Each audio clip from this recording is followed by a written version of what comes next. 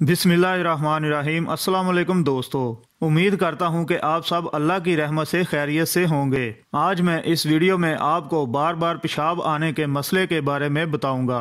तो दोस्तों, वीडियो देखने से पहले आपसे गुजारिश है कि हमारे चैनल को सब्सक्राइब कर लें और साथ ही जुड़े बेल आइकन को दबाकर ऑल पर क्लिक कर लें ताकि हमारी हर नई आने वाली वीडियो का नोटिफिकेशन आपको मिलता रहे। क्या आपको बार बार पेशाब आता है? क्या आप अपने इस मसले से बहुत परेशान हैं और वॉशरूम के चक्कर लगा लगा कर थक चुके हैं? तो आजमाएं आज का मेरा ये उम्दा नुस्खा।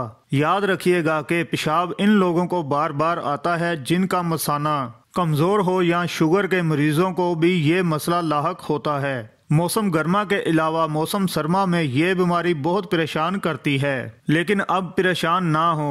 आज मैं आपको इस मर्ज का बेहतरीन इलाज बताऊंगा।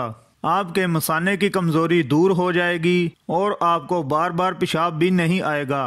सबसे पहले आपने एक शटांक भुने हुए चने लेने हैं और एक छोटी डली गुड़ की लेनी है। इसका तरीका इस्तेमाल ये है कि दिन में किसी भी वक्त एक शटांक भुने हुए चने खाकर इसके ऊपर गुड़ खा लें। गुड़ आपने खालिस वाला लेना है जो ब्राउन कलर का होता है, और ये चीजें आप दिन में किसी भी वक्त खा सकते हैं। ये अमेजिंग कुदरती टोटका बार बार पेशाब आने के प्रॉब्लम को जड़ से खत्म कर देगा। आपने ये टोटका कम से कम 2 हफ्ते तक जरूर इस्तेमाल करना है। ये आपके मसाने को बेहद मजबूत बनाएगा।